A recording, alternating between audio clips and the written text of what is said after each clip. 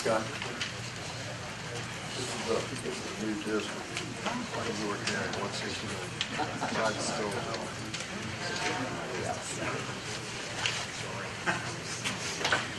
Sorry. Is this on? Can we all bow our heads in prayer, please? Dear Heavenly Father, thank you for this day. Thank you for the opportunity to meet in public. And thank you for all these candidates that are running today. We pray that they are uplifted by you. And we pray that good, conservative, moral people are elected in the primary, in the special election. We pray that you keep your hand on this group and continue to strengthen us through the upcoming years. Thank you for the last 5 years, and thank you for your providence on this movement. We pray these things in your name, Jesus. Amen. Amen.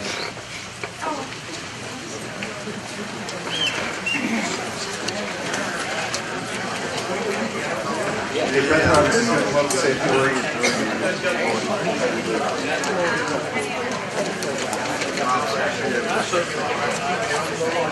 Well, I might be too, most likely.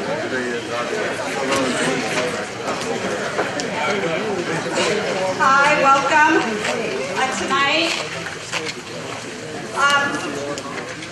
I would like to say our president, Scott Burkholder, as many of you might know, is stepping down. He will be leaving us after 4+ years. So I'd like to say a few words about that. Scott, you out there? Scott, this Scott. Okay. I'm deeply saddened to make this announcement now. When I hit 40, my emotions went like this, so I might not get through this. So bear with me. I'm deeply saddened to make the announcement that our leader, Scott Burkholder, will be stepping down as president of the York 9-12 Patriots. 4 years ago, and some change, a small gathering of families met at Henshaw Park. United only by their heartfelt patriotism. And from that meeting, the York 9-12 Patriots was born. Within weeks, the bonds we formed led to what I know will be lifelong friendships on which we all depended to persevere with such a daunting and often thankless task. Leanne, Scott's wife, who unfortunately is not here tonight because she was not feeling well, often said she believed God brought us together that day. 4 families, mine, the Millers, the Bishops, and the Burkholders, each bringing something to the table that complemented the others, that helped forge the foundation for York's Tea Party movement.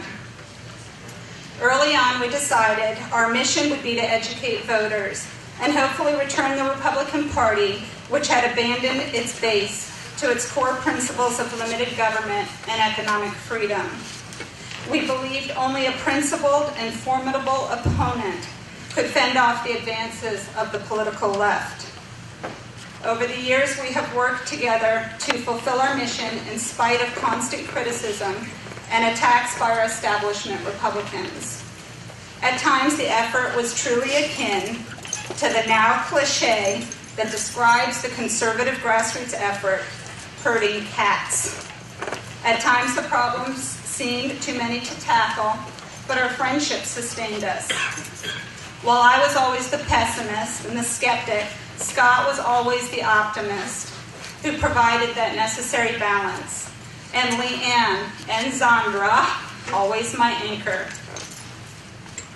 One of my favorite quotes by one of my favorite founders, Samuel Adams, comes to mind when I think of Scott and Leanne. If ever time should come when vain and aspiring men shall possess the highest seats in government, our country will stand in need of its experienced patriots to prevent its ruin. Scott and Leanne, you truly are patriots. And although I now have gray hair, a few ulcers, and possibly a heart condition, this adventure we have taken together has been nothing short of my privilege. And I could not be prouder to have fought alongside you to prevent our country's ruin. Thank you, Scott, and you thank Leanne for me, for your patriotism, your hard work, and above all, your friendship. when your kids are off to college, once we're done consoling Leanne, we expect you'll be back. I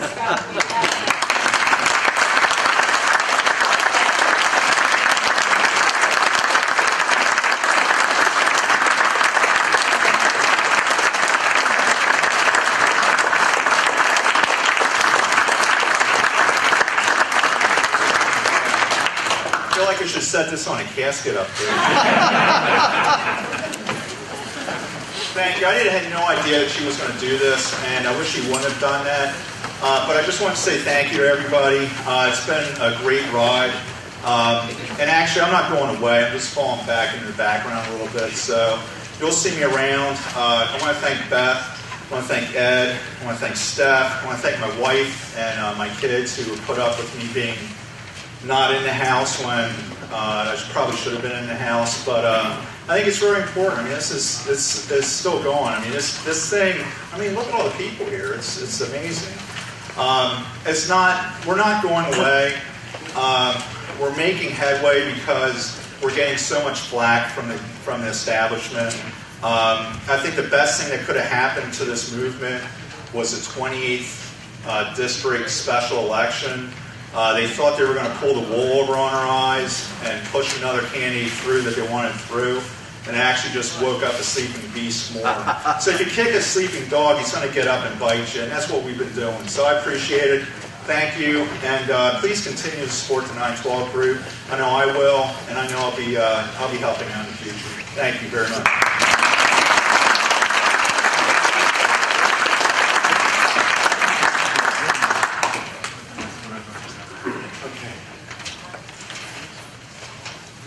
I want to also thank Scott and Leanne for all their sacrifices and the time they've spent away from their family. I've watched them work very hard and put their hearts into this group. I not only learned a lot from them, but I gained great friends. I am also honored that the leadership has faith in me to assume the role of president. 4 years ago, all I knew was I was tired of what the government was doing, and I was kind of ticked off. My wife said to me one night, "We're going to go to a 912 meeting." I'm like, "What's that?" After that first meeting, I knew I wanted to volunteer to get involved. Now, more than 4 years later, the group is gaining traction, and we have respect in the community. Maybe not from the GOP, but that doesn't matter. Throughout that time, we've educated people, we've had training sessions, we've given information out. And tonight, that kind of is coming to a head. We have a lot of candidates here. We have petitions that are getting signed. We need your help. We have people that are running for state committee and state house and senate seats. They need your signatures. Please go back there. We might also be passing around the clipboards as well, so you don't have to go herd back against one of the tables.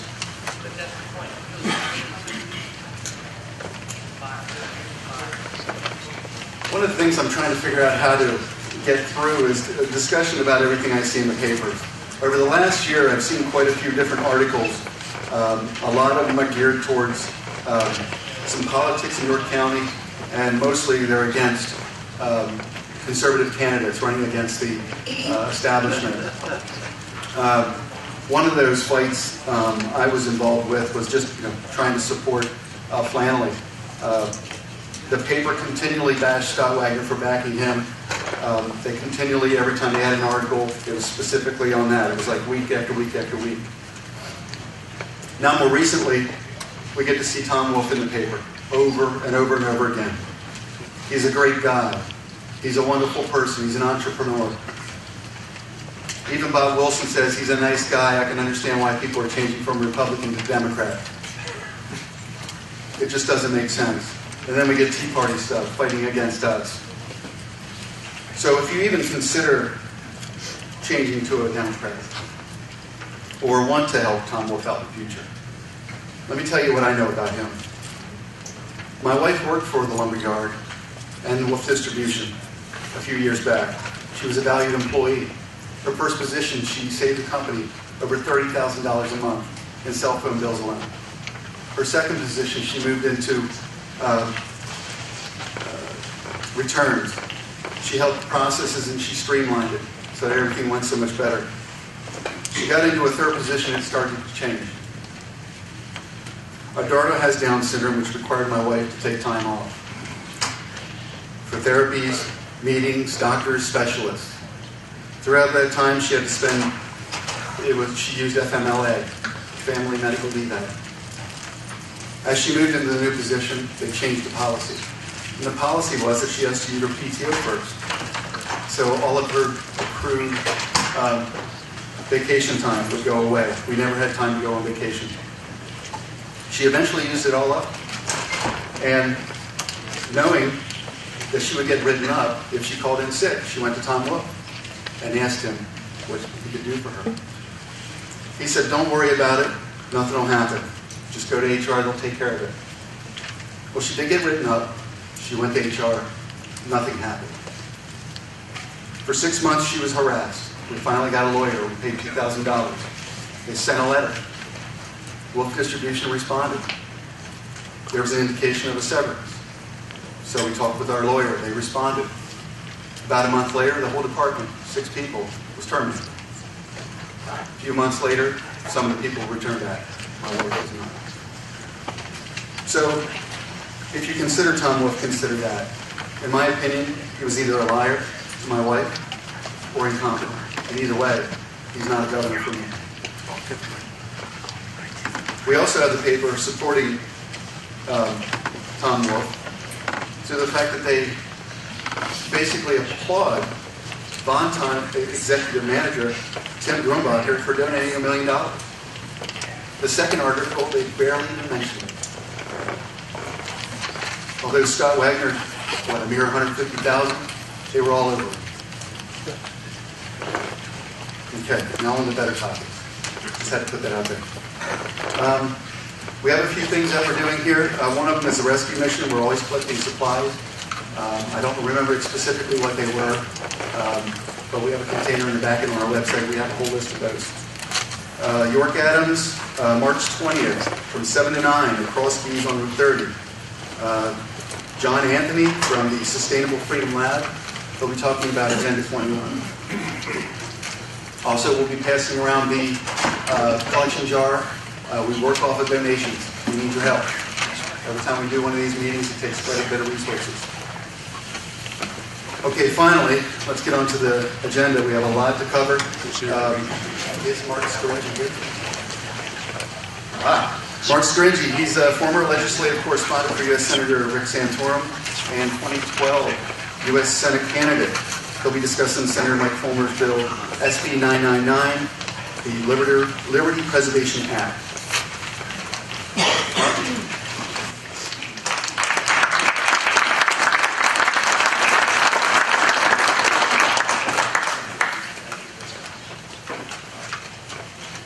Well, hello and good evening, and thank you for inviting me to speak with you today. I was introduced as a former legislative correspondent for Rick Santorum. That was maybe 15 years ago when I was a child. I'm happy to be back with you. I was here a couple of times during the 2012 primary for the Republican nomination to the United States Senate. I even participated in a forum with you right here with some of my fellow candidates for that office, and I managed to finish in second place. But it was a very distant second place behind my friend Sam Rohr, who won the straw poll and nearly won the primary election. And I, for one, was very pleased that Sam beat the Republican State Committee endorsed candidate that year. During those events I was able to share with you, I recall being impressed by your dedication to promoting freedom and liberty and restoring our country to the constitutional republic created and bestowed upon us by our founding fathers. I commend you for your continued dedication to that worthy cause. For that's the cause that made America. And let us pray that we will be successful in helping to restore America. I want to talk to you about one of our oldest and most cherished rights as free men and women. Our Fourth Amendment right to be free from illegal searches by our own government. Our founding fathers fought a long and bloody war to secure this right, and yet our political leaders today so easily take it from us. Our own federal government has become so tyrannical with its massive domestic surveillance operation, through which it is spying on hundreds of millions of Americans. It most certainly stirred the souls of our founding fathers. The depth and the brashness of the invasion into the private lives and private thoughts of millions of Americans, innocent Americans, by our own government, would even make our old nemesis, old King George III, blush. The National Security Agency has led one of the largest and most comprehensive attacks on the Fourth Amendment rights of the American people in the history of the Republic. And thanks to the revelations of Edward Snowden, the federal government has been exposed, and its massive domestic spying operation has been revealed. We now know the NSA has seized the telephone, internet, Facebook records of hundreds of millions of innocent Americans. The NSA has seized the data that reveals who we are talking to on our telephones and what websites we are searching on the internet. The NSA is seizing and storing our emails and even our live chats on Facebook and on Skype. When asked whether the NSA is collecting this data on American citizens, the government official with oversight over the NSA lied and said no. You may remember James Clapper, the Director of National Intelligence, testified under oath to the United States Congress that the NSA is not collecting any type of data at all on millions or hundreds of millions of Americans. When that statement was made, it was made under oath and to Congress. It was later revealed to be untrue. Director Clapper later apologized and said, I responded in what I thought was the most truthful or least untruthful manner. How shameful that a bureaucrat whom we employ and who took an oath to protect and defend our Constitution explains himself to us in the least, most untruthful manner. Director Clapper lied under oath to the United States Senate in an attempt to cover up the fact that his agency is committing countless unconstitutional acts every day by spying on millions of innocent Americans without one scintilla of proof that these Americans have committed a crime. Yet Director Clapper still maintains his immensely powerful position at the head of the NSA and continues to use our taxpayer dollars to spy on us. Some have said that Director Clapper should be charged with perjury, and I believe he should. But in the least, Director Clapper should have been terminated from his employment immediately for lying to the American people. Those who run or represent the NSA have not only lied to Congress, they've lied to the court that has oversight over this domestic spying operation. The Foreign Intelligence Surveillance Court was created in the 1970s in response to President Nixon's use of the FBI and the CIA and the NSA to spy on whomever the president chose. Recall the infamous statement by President Nixon, who rationalized his spying on his political enemies, whom he referred to as subversives, by saying, when the president does it, that means that it is not illegal. That sounds a lot like something President Obama would say. Just as President Nixon lied to the American people about the extent of his spying on them, the Obama administration is doing the same. The Obama administration recently released documents from the FISA court in which the court accused President Obama's NSA of repeatedly failing to comply with the rules set up to protect our privacy rights. And it accused attorneys in Attorney General Holder's Department of Justice, which is an oxymoron if you ask me, of making substantial and material misrepresentations to the court. More particularly, the court has accused President Obama's attorneys of misrepresenting that the NSA was only spying on American citizens connected to foreign terrorism suspects, when in truth, the NSA is conducting massive dragnets and spying on tens of millions of innocent Americans. They are copying every single email that all of you send and have been doing that for many years. The FISA court even goes so far as to cite the criminal statute it believes President Obama's NSA may have violated. Regrettably, President Obama's Department of Justice has not conducted any internal investigation of its own lawyers, who have been rebuked so strongly by the judge on the FISA court. Furthermore, over the summer, the NSA revealed that according to an audit of its own agents, who are our employees, by the way, they violated our privacy rights over 3,000 times last year alone. Recent reports indicate several NSA employees and contractors were caught spying on their spouses and girlfriends and boyfriends. The Obama administration argues this domestic spying operation by the NSA is necessary in the interest of national security. But you and I know some of the worst abuses of our rights occur in the name of national security. Recall our founding father, James Madison, the father of our Constitution, who wrote in a 1798 letter to Thomas Jefferson, he said, "Perhaps it is a universal truth that loss of liberty at home is to be charged against provisions against danger, real or pretended, from abroad. This is indeed a universal truth. Madison's lament should serve as a constant reminder that whenever you hear a politician say he is acting in the interests of national security, grab your Constitution and hold it tightly, because you and it are about to be ravaged." The irony here is the FISA court was created to curb the abuses by the NSA and other spy agencies that have been violating the Fourth Amendment rights of the American people. And in the process, the executive branch has gone from spying on a few of President Nixon's political enemies to collecting and tracking and monitoring the digital communications, often containing the most private thoughts and actions of millions of Americans.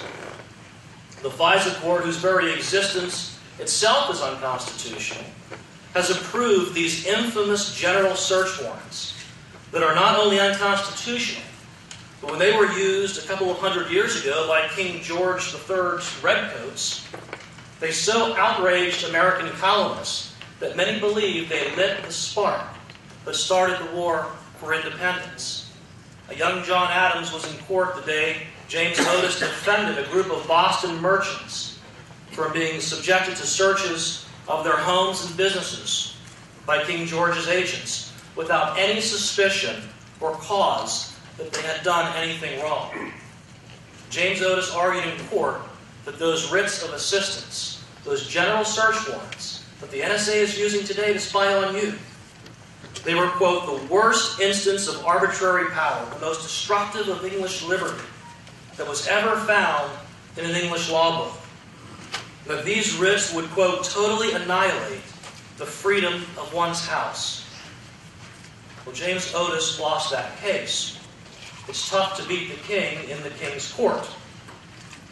John Adams later wrote that Otis's argument against the writs breathed into this nation the breath of life.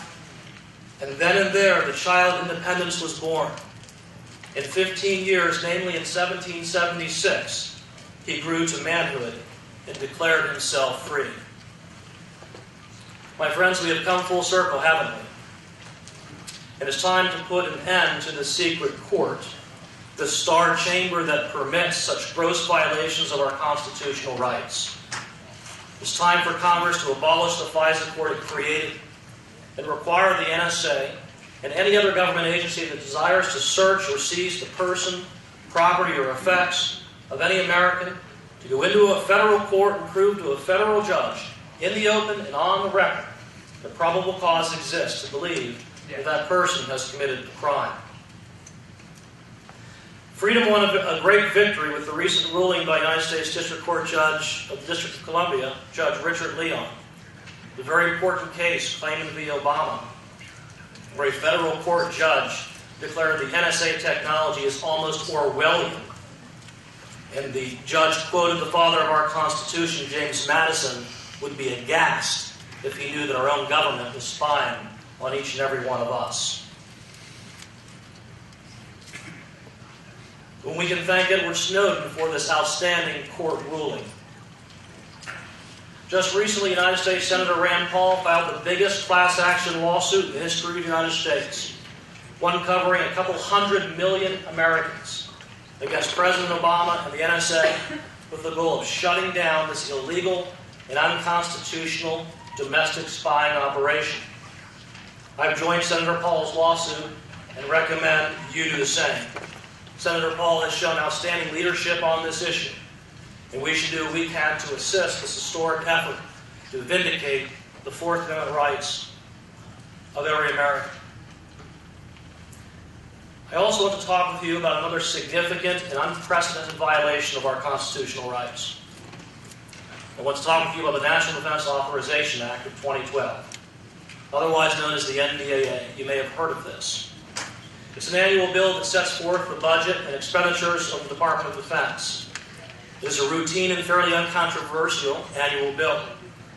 But late in 2011, United States Senators Lindsey Graham and John McCain teamed up with President Obama to push through 2 amendments to this bill that are considered by many to be the most egregious violations of our constitutional rights since the enactment of the Patriot Act.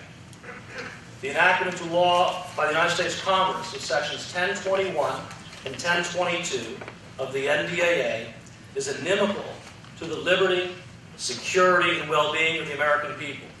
These sections of the NDAA codify, for the first time in the history of our country, a claimed right by the President to seize and detain a U.S. citizen and hold that U.S. citizen without charge or without trial indefinitely. These sections expanded the authority provided by the authorization of use of military force. These sections empower the President to use the law of war, including indefinite detention, against U.S. citizens on U.S. soil. This contravenes many of our most important and oldest rights enshrined in the U.S. Constitution, which requires U.S. citizens suspected of making war against the United States or giving aid or comfort to our enemies to be arrested only on probable cause, charged with treason and prosecuted in civilian, not military courts, and afforded the full array of due process enshrined in our Constitution. Regardless of how heinous the charge, United States citizens must not be left to languish in military custody indefinitely without charge or trial, or worse, simply summarily executed, as President Obama has done. Remember Senator Lindsey Graham shouting at a hypothetical detainee on the floor of the United States Senate during the debate on the NDAA. He said, "And when they say I want my lawyer, you tell them, shut up. You don't get a lawyer." Well, that senatorial derision of the constitutional rights of the American people should send shivers down the spine of every American. Amen. The solution to the problem created by the NDAA is for the American citizens to petition our Congress to repeal those 2 offensive sections, to affirm that the rule of law and the full array of constitutional rights must be afforded to every U.S. citizen, even those suspected of being involved with terrorism. In the meantime, the people of Pennsylvania can take action right here at home. I've been working with Senator Mike Fulmer of Lebanon County on legislation that is referred to as the Liberty Preservation Act. Through passage of the Liberty Preservation Act, we can send a clear message to Washington, D.C. that the Commonwealth of Pennsylvania refuses to comply with or assist the U.S. government in implementing indefinite detention anywhere in Pennsylvania. The Liberty Preservation Act prohibits any state, county, or local official, employee, or agent from providing material support or participating in any way with the implementation of these 2 notorious sections of the NDAA. Several states throughout the country have taken similar action. Anti-NDAA nullification bills have been enacted into law in Virginia, in Michigan, Alaska, and California. Montana passed an NDAA nullification bill with a veto-proof majority. Indiana, South Carolina, and Arizona have experienced similar victories. The California Liberty Preservation Act, passed unanimously in the California State Senate, received only a single no vote in the California Assembly, and was very recently signed into law by the governor of California, Jerry Brown.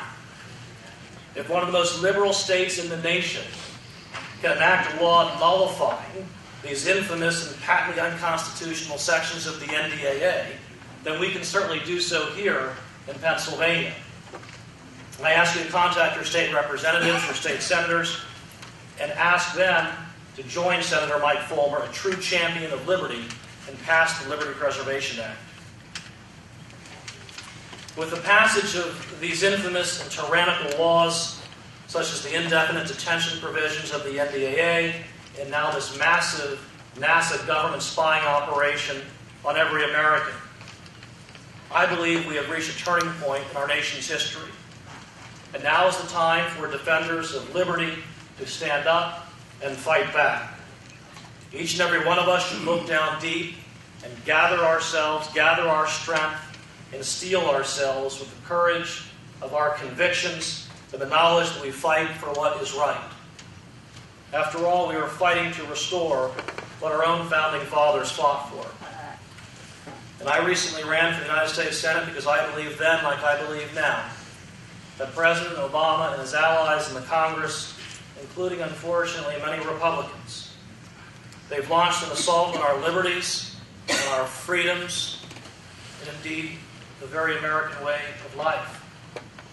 I came up short in that election, but did not then and will not now back down. I will continue to do everything I can to fight to restore freedom to America, and I'm sure you will do too. Thank you. God bless you. God bless you.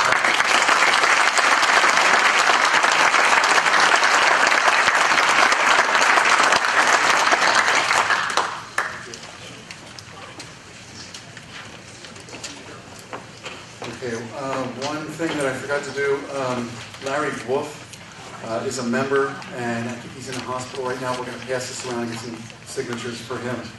And did anybody have questions for Marc? Oh, I'm sorry. Maybe we should. Yeah, good point. Yeah. Anybody have questions for Marc? There's a lot of material.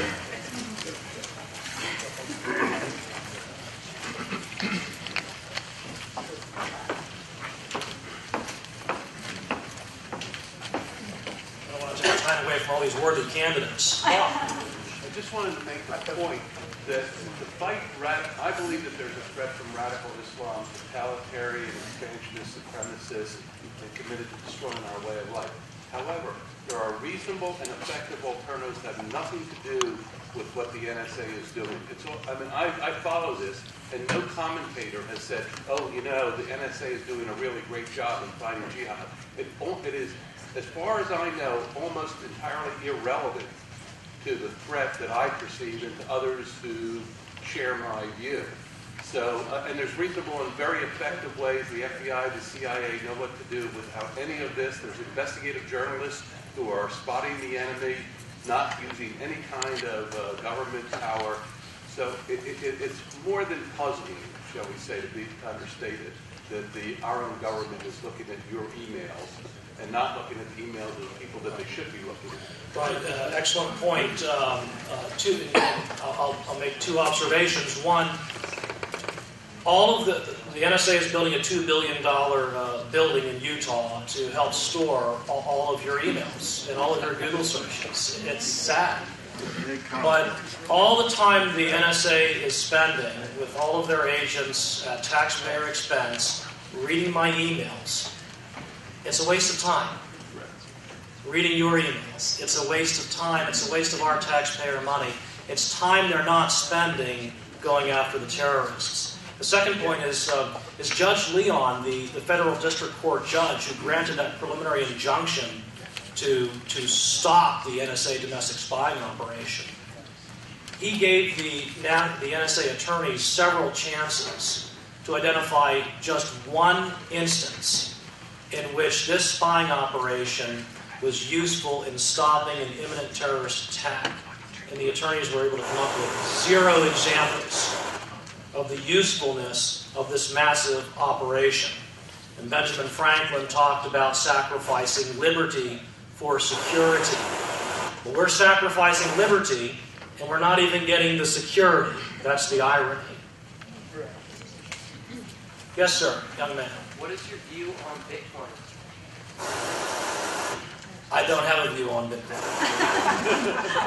Yes, sir. Well, with everything they're doing, if you think about it, who's the enemy? We're the enemy. The Islams aren't, as far as they're concerned. It's all depends on what the perception of an enemy is. If I think, say, you're an enemy and everybody else is okay, that's my opinion. Well, it is quite remarkable because I did quote two lawyers from our founding era, James Otis and John Adams, who did a lot of legal work defending colonists then from these unreasonable searches and seizures from the king and the king's soldiers. And John Adams later wrote that it was these general search warrants, these writs of assistance that the king's troops were using to randomly go into people's homes and their businesses and warehouses and search them without probable cause. Sorry about that.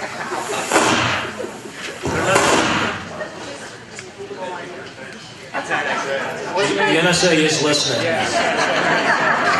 They don't like what you're saying. And now we have them again. We have this NSA, this FISA court, and these attorneys from the NSA take a general writ that has no probable cause and doesn't apply to only one particular person. It applies to hundreds of millions of subscribers to AT&T and Verizon. And as I say, we've come full circle. These were the central causes that started our war for independence. And yet it's happening to us every day. Every email that you send today is copied and stored by the NSA. Yes, sir. You had mentioned Edward Snowden, and I'd like to relay something Rand Paul said recently regarding Tea Party members and cautioning those members on what they say and how they say it so as to not be mischaracterized in the public arena. And with regard to Edward Snowden, I'm just asking your opinion. Would you characterize, how would you approach the discussion characterizing him as either a hero or a traitor? I have... Okay, how would I characterize... Senator Rand Paul is cautioning us to speak discreetly, carefully, choose our words carefully. And the question was, how would I characterize Edward Snowden as a hero or a traitor? And I would characterize Edward Snowden as a hero. He has taken an oath to protect and defend the Constitution of the United States. What he was asked to do by our own government is patently unconstitutional and entirely intrusive and disruptive and infringing on the individual rights that each and every one of us are born with and endowed with. And so I have always characterized Edward Snowden as a hero. I can't imagine what the reaction of George Washington would be if he was confronted by an agent from the king, and the agent from the king grabbed a hold of his mail and started reading his mail. Can you imagine the response that that agent would receive from someone like George Washington? Our founding fathers had a very clear understanding of what their rights were, and they weren't giving them up. In modern-day America, however, it's very different, unfortunately. Yes, sir, in the back. I drive by the 10 plant on occasion, and I found out that our TSA Homeland Security Group has ordered 324 of those huge armored vehicles to use here in the United States. Do you have any idea what they're trying to do, or what happens if we have an uprising, what they're going to do to us, that we can't gather together peacefully and complain? The TSA has been acquiring armed vehicles, and the question is, do I know what they intend to do with them? I don't. I'm not in the NSA. I'm not reading their emails. But I think the TSA is another gross violation of our Fourth Amendment rights And it's actually one of the reasons why I decided to run for the United States Senate. I declared very early in 2010. I declared in late in 2010, which is early for that primary, because I was so appalled and aghast at what I was watching on television with TSA government agents strip searching innocent Americans time and time again. And the first public action I took was I sent a letter to Secretary Napolitano, and I told her to cease and desist every single one of those illegal searches and seizures across the country. She did respond, and she asked me for a little clarification, but she didn't actually carry out my instructions. Yes, sir. The armored vehicles were excess military vehicles were built for the Iraq War. It had been distributed amongst the police forces. This is not just a wasted, well, it was kind of wasted taxpayer dollars, but I understand instead of just having them sit there and not being used at all, they were giving them out to the police department. It wasn't a direct, like, let's say, Secret Service thing to, so they could pull down the general public. It's just, it wouldn't be used if we didn't give them out. Well, my view is that our government agents should spend less time searching and disarming innocent Americans and more time interdicting terrorism. Any other questions?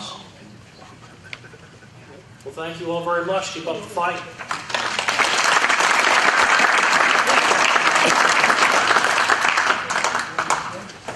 Thanks again, Mark. Now we're going to move on to the candidates. We're going to start off with Republican candidate for governor, Bob Guzzardi. Bob. Oh, God.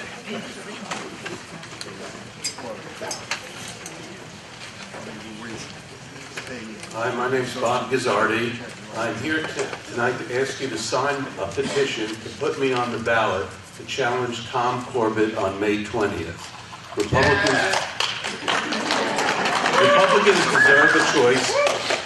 I'm asking you to sign the petition. You don't have to vote for me, although I would like to have your vote. But this is to give the Republican voter, you, a choice on May 20th. So my petitions are over there. I would like to ask you to sign them tonight, if you haven't already done so. And thank you to those who have already signed it. Thank you very much.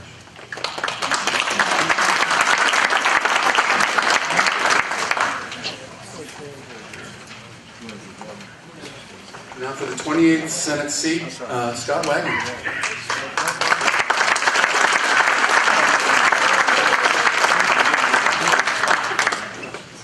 Good evening. It's hard to believe it was 5 years ago that this group started.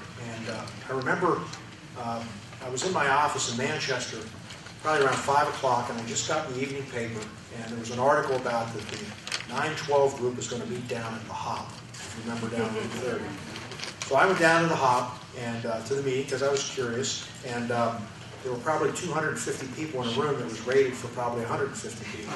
So, I approached Troy and Scott and, offered to help them find a more professional setting, and they've been out here since. So, I applaud all of you for being here. And, it's interesting as you pick up the newspaper, especially the York paper, they keep talking about the Tea Party. What this group of individuals that meet, and all of you in this room, you're just not home watching American Idol. You're here because you care. Amen. And I think that's exceptionally important. So I applaud all of you for being here tonight, and to everybody that is involved in the infrastructure and the management side of this organization. I applaud you for what you've done, and I'm proud that it's been 5 years, and I'm proud that everybody is here. So that's a little bit of that housekeeping. So I was introduced. I'm Scott Wagner, and I am running for the 28th Senate seat that is being that's open now because of Mike Wall's resignation. I found out, as everybody else did back in late August, that Mike Wall was not going to run for his seat. I formed a campaign. We started in September, and we came out of the gate with a business plan, strategy, mission, website, the whole 9 yards. And before I get started, and I will keep this within 5 minutes, I would like to recognize people that have been helping me on my campaign. And for all intents and purposes, I have 4 full-time people on the campaign. And they've been full-time since September. But I'd like to recognize Amanda Davidson. She's my campaign manager. We have Jean Ream and her husband Jim. Jean is my campaign chairman, and Jean is involved in the printing, the graphics, helping to place billboards and many of the print type stuff that Amanda and she are working on. And then we have Ryan Shafiq in Harrisburg, who's a political strategist. Then I have 3 basically part-time people that equal like 1 1/4 people.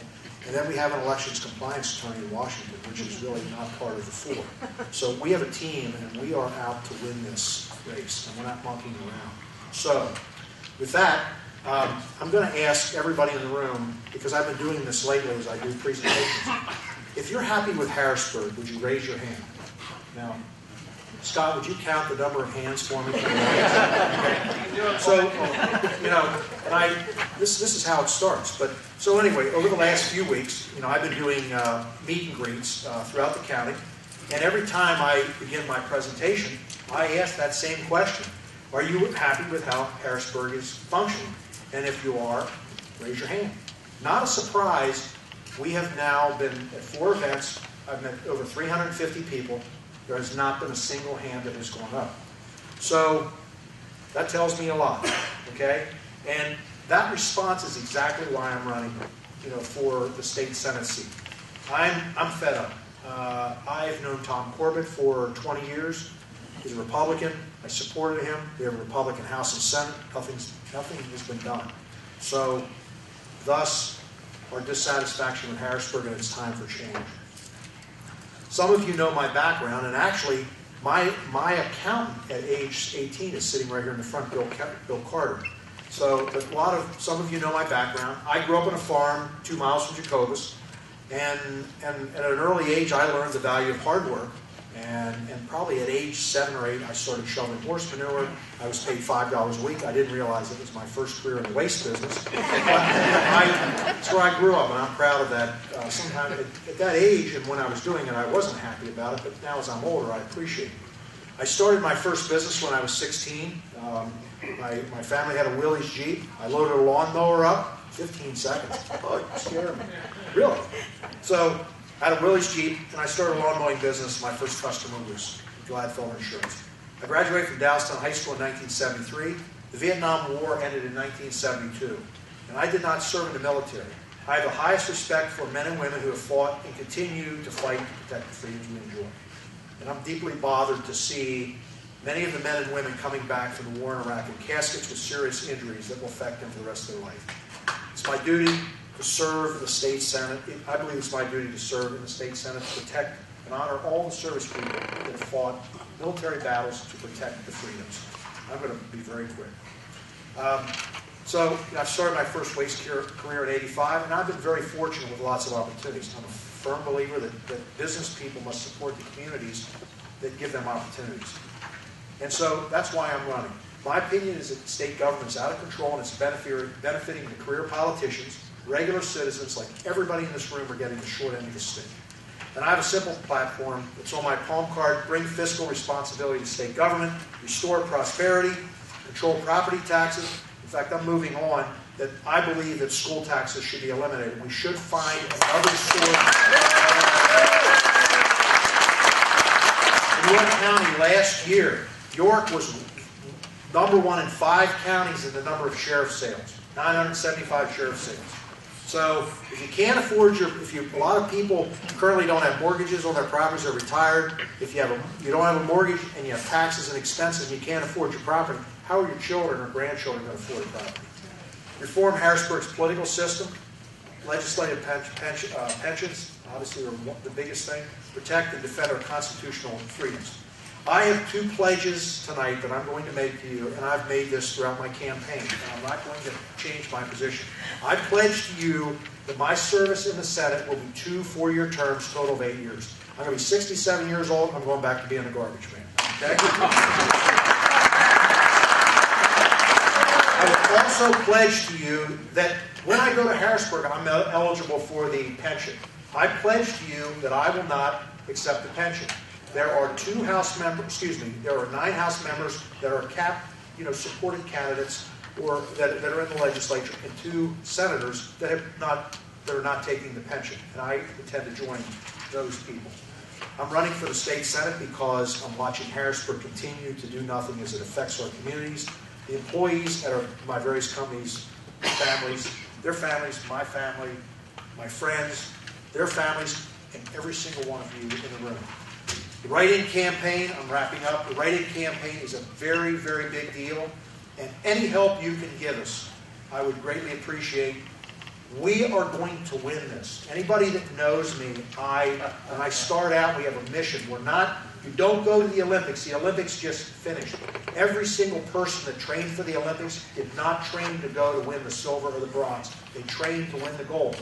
We're going to win this special election, and we are going to send a message all across Pennsylvania. Thank you.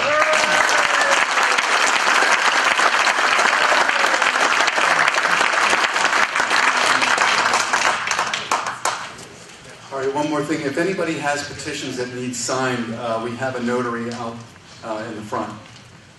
Next up, Elizabeth Roberts for the 196.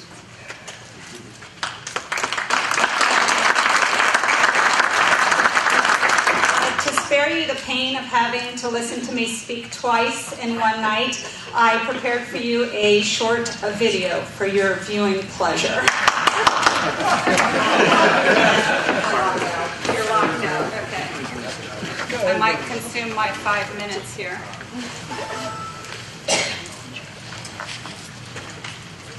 No, stop!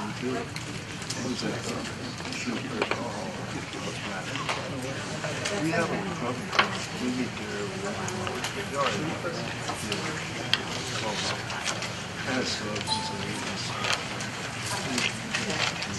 Hang on.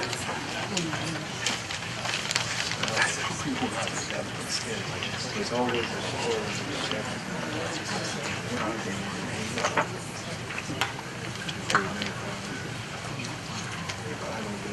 Better? Thank you.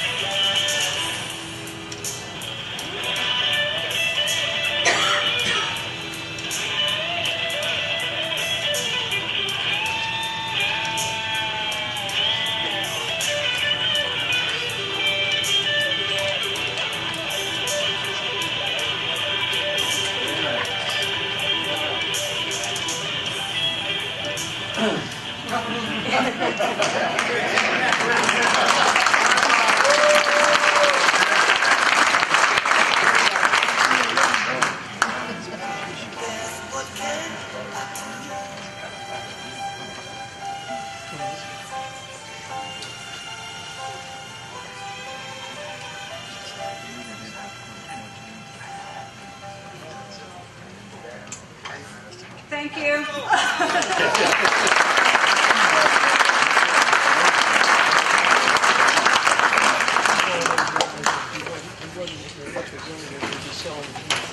Okay, next we have Gene Hummon. This is Montanarelli. That's it? What happened with that? What's that? This is that. That was just Beth. Oh, that's just that.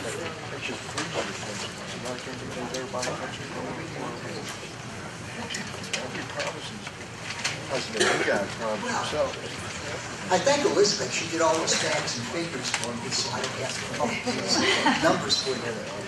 The one thing I can say to everybody is like... Speak into the microphone. You want me to talk? Like most people say, I got a big mouth.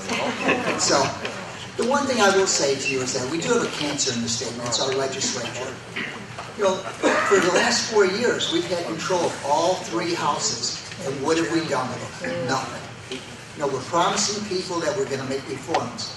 Well, we haven't made any reforms. Now they want to be reelected. The problem there is that we're going to reelect these people. And we've been doing it time after time after time. Whatever happened to people holding their feet to the fire? When you don't do what you say you're going to do on those the placards that everybody's putting out in here, you should be held accountable. If you worked a regular job, wouldn't your boss hold you accountable? Absolutely. You know, there's some small business people, and one of them is my good friend at Hughes over here. Governments don't start businesses. People start businesses. And that's what this whole election should be about. It should be about people. What we should be doing right now is the people should be the most important thing. I was at the York County Republican Club meeting the other night, and I sat there, and this epiphany hit me all of a sudden. I said, it's not about the people anymore. It's about maintaining your seat in the legislature. It's getting good pensions for yourself.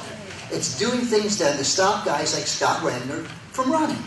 And unfortunately, it's working for them.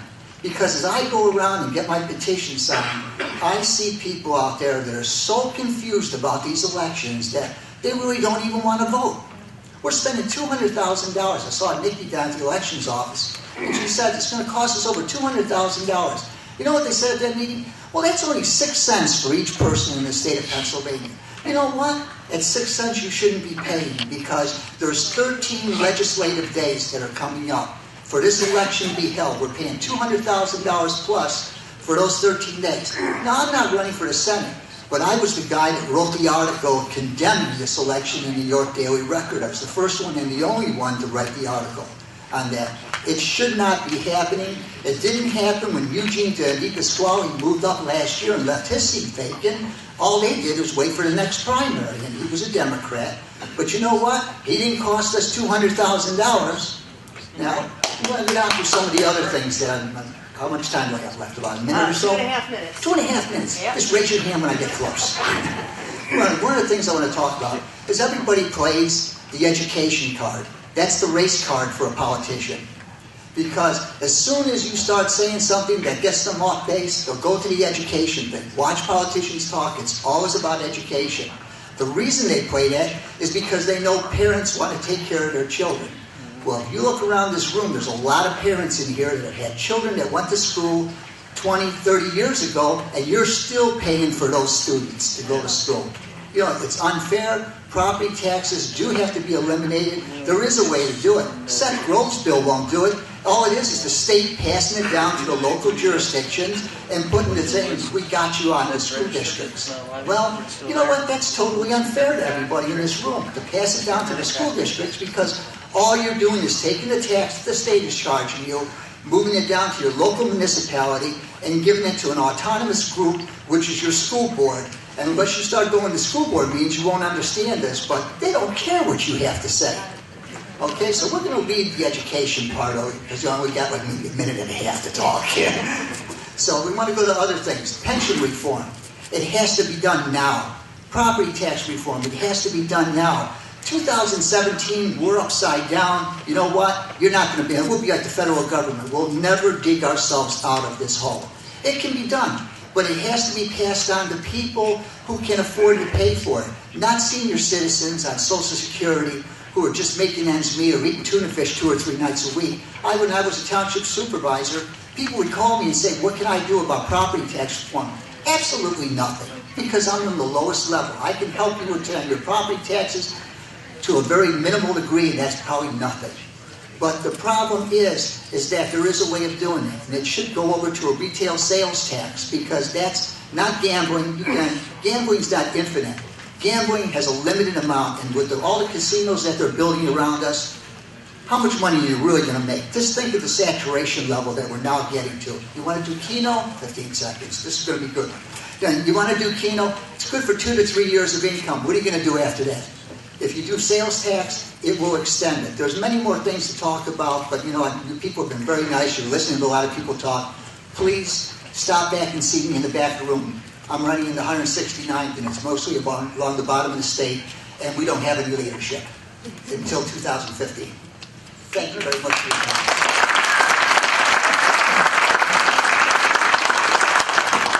All right, next up is Kelly Henshaw for the 94th. Yeah.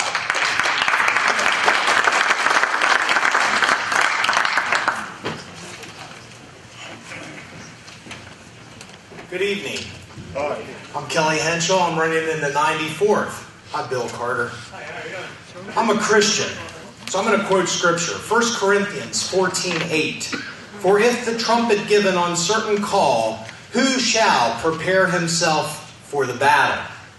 For the past 20 long years, we have had that on certain call from our current career politician, and we are losing the battle. We're losing the battle when an estimated 10,000 people across this state lose their homes due to school property tax. Stan voted against an amendment to the House Bill 1189 that would have eliminated our school property tax. Yes, House Bill 76, the same bill that Stan co-sponsored. That's called uncertainty. Or maybe it was the fact that Stan received $20,000 from the School Teachers Union PAC, and they are against House Bill 76, Senate Bill 76. We're losing a battle on state pensions. When Stan voted to increase his own pension by 50% and other state employees by 25%, we had no real way to pay for it. Day one, $10 billion in the red. Today it's $47 billion in the red. And this is one of the biggest reasons why your school property tax will continue to soar. When elected, I will not receive a state pension. I pledge it to you with my word, and it's in writing. Article 2, Section 8 of the Constitution is very small. Salary and mileage on the way to the State House only. We're losing the battle on increased gasoline taxes. This is due to the recent massive transportation bill. Pennsylvania now has the highest. We are number one. We have the highest gasoline tax. Worse yet is on diesel, so it affects everything that you buy. Now, I agree, we've got to fix our bridges and roads. Why didn't we fix them when they raised it the last time? Why did we send money to SEPTA to prop up and subsidize ticket prices to a losing transportation system? Now, Stan did vote against it before he voted for it. Sorry, Beth, but Ronald Reagan said that status quo is Latin for the mess we're in. I contend that we have been in the status quo for the past 20 years, and we're just going along to get along. When elected, my goal is strong leadership, not the status quo.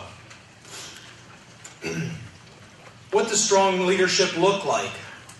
Governor Scott Walker, Wisconsin, took office with $3.6 billion deficit in a very short amount of time.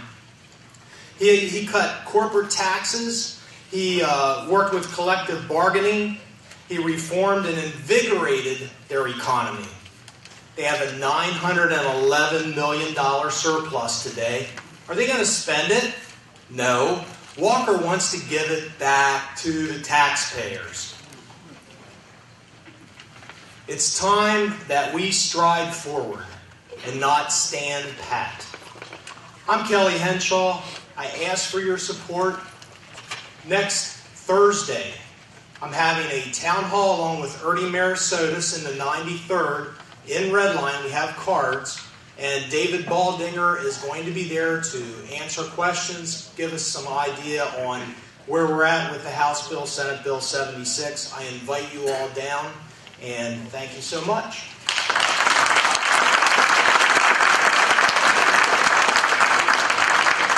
Kelly, and next up is Ernie Merisotis with the 93rd.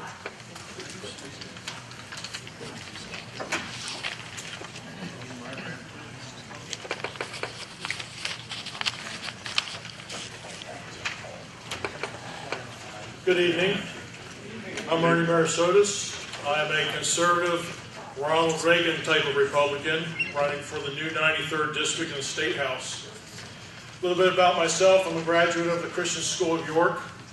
I attended Penn State York. That's right. Attended Penn State York. Finished out my degree at Shippensburg University. My degree was in criminal justice, which I think is appropriate since I'm running for the State House. While at SHIP, I had been enlisted in the reserves, and I became an officer. After college, I opened up a small business. I was in the restaurant business, and of course we know that all Greeks are in the restaurant business. I actively volunteer at my church. I'm an NRA Life member for over 30 years. Very strong on the Second Amendment. I'm a member of the Isaac Walton League of York. And friends, we have a problem in Harrisburg. In 2009, I was going to work, and I happened to notice the paper, and it had a thing on there about in the height of the recession, that certain lawmakers were going to return their pay raise, their automatic pay raise. Do y'all get an automatic pay raise? Because I don't. I guess they're special. So I happened to notice that my state rep at the time, Ron Miller, was the only one to say, quote, "I'm keeping it," unquote. And I decided then and there that I was going to run against him. 2010, we had a crowded race, came in second. 2012, ran again. He spent over $113,000 against me. Holy cow. That's a lot of money. But you know what? I don't like giving up. And I don't think any of us should. I think we ought to stick at it. Yeah. Friends, we have a problem in Harrisburg. Thanks to a $47 billion pension crisis that started when politicians like Ron Miller and Stan Saylor voted a 50% raise for themselves, we will have a massive increase in property taxes. How many people have to lose their homes before these career politicians are stopped? With all the money our government spends, why don't we ever hear about how they're cutting waste, fraud, and abuse? Instead, we hear that convicted serial child molester Jerry Sandusky will probably get to keep his pension. Prevailing wages inflate public projects costs by at least 20 to 30%. At your local school district, when they do build a bridge, a road, at least 20 to 30%. Eliminating prevailing wages would save the taxpayers, that's us, billions over the next decade in both state and school taxes. And why don't they? That's because they risk losing millions of dollars in special interest money. A 2010 study by the Auditor General found that Medicaid waste alone amounts to a whopping $1 billion annually. The AG found that 15% of all payments are made in error. And then Pennsylvania spends about 40% of the state budget on public welfare. That's 17,000 employees. That's 17,000 employees. The Department of Public Welfare is larger than many Fortune 500 companies. It distributes money to almost 3 million Pennsylvanians a year. It's time for true reform. It's time to link benefits with incentives for work. It's time to eliminate waste, fraud, and abuse.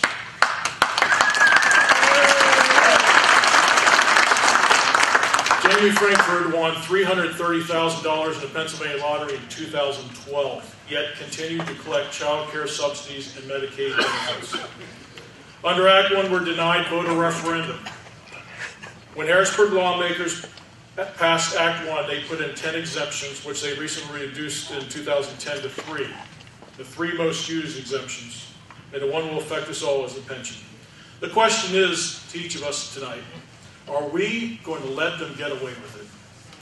Here's my vision for a new Pennsylvania. Pass House Bill 76. Let's eliminate property taxes now. It's overdue. Right on. Yeah. It's time for real welfare reform. It's time for a voter referendum on tax increases. Right. Why do they want to deny us our right to vote? It's time for representatives to represent the people and not Harrisburg lobbyists. If elected, I will lead by example. I will not take $1 million pension. I will not accept money from government unions. I will work to restore and protect our freedoms, including the Second Amendment. I'm Ernie Merisotis, running in 93rd, and I thank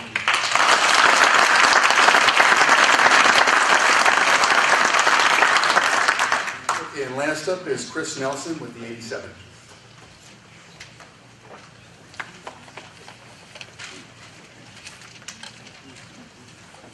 Boy, we got a good slate of candidates that are running against all these establishment politicians. And I hope that you guys will get out and support them. Bob Guzzardi for governor, running against Tom Corbett. All the best. I think I can sum up why we're all running, at least why I'm running, out of the Bible in Judges 9:7. And when they told it to Jotham, he went and stood in the top of the Mount Gerizim, and lifted up his voice, and cried, and said unto them, Hearken unto me, ye men of Shechem, that God may hearken unto you. The trees went forth on a time to anoint a king over them. And they said unto the olive tree, reign thou over us. But the olive tree said unto them, should I leave my fatness, wherewith by me they honor God and man, and go to be promoted over the trees? And the trees said unto the fig tree, come thou and reign over us. But the fig tree said unto them, should I forsake my sweetness and my good fruit, and go to be promoted over the trees? Then said the trees unto the vine, come thou and reign over us. And the vine said unto them, should I leave my wine, which cheereth God and man, and go to be promoted over the trees? Then said all the trees unto the bramble, come thou and reign over us. And the bramble said unto the trees, if in truth ye anoint me king over you, then come and put your trust in my shadow. And if not, let fire come out of the bramble and devour the cedars of Lebanon. We got some bramble now, don't we? And we have some good people. Scott Wagner, who runs Penn Waste, who's cleaned up a lot of our trash over the past many years, and who is going to clean up some trash in the Senate.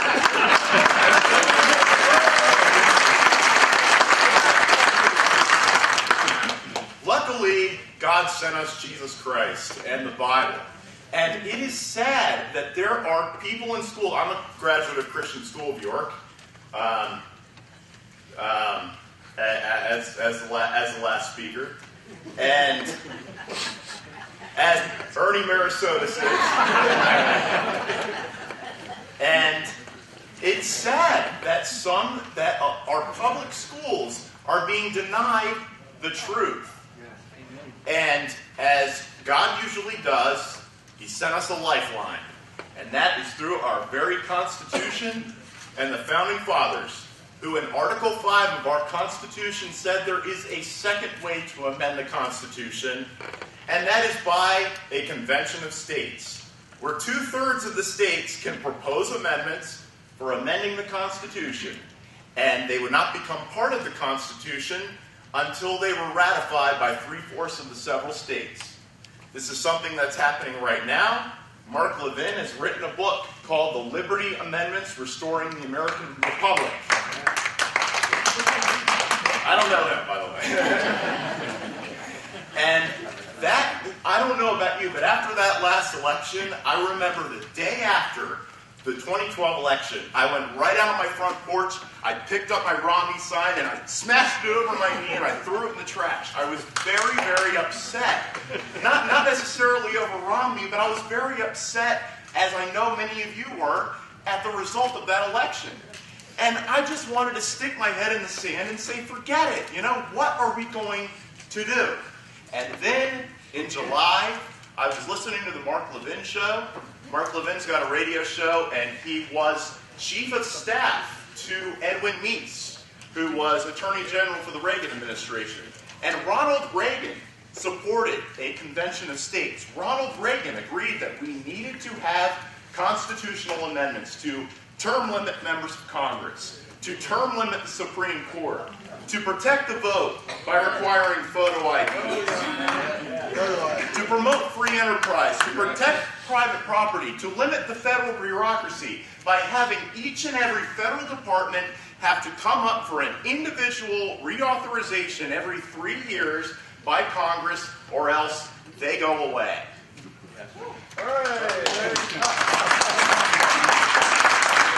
My name is Chris Nelson. Thanks for listening. Glenn Beck supports this. Glenn Beck had Marc Levin on his radio show twice and completely endorses Marc Levin's Liberty Amendments. Rush Limbaugh endorses this. Sean Hannity endorses this. And as I said before, Ronald Reagan endorses this. I'm Chris Nelson. I'm running for state representative in the 87th District. Thanks for listening.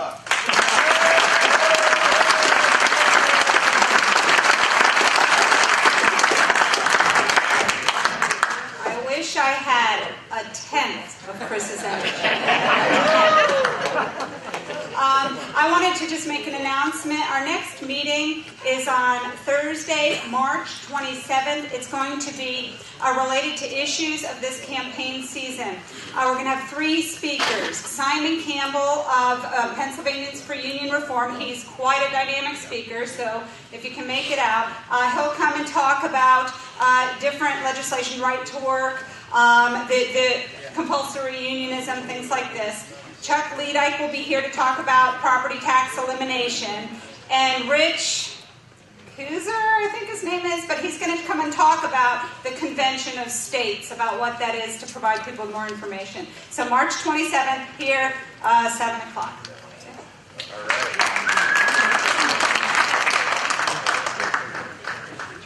Okay, that's all the speakers. That's all we have to give you tonight. But before you go, there's many petitions back here. State committee, House, Senate. There's even a precinct committee back there. If you're York City, 14th, 2nd Ward, I think it is, please sign the petition. Please help them out. They need to get on the ballot. Thank you very much, and see you at the next meeting.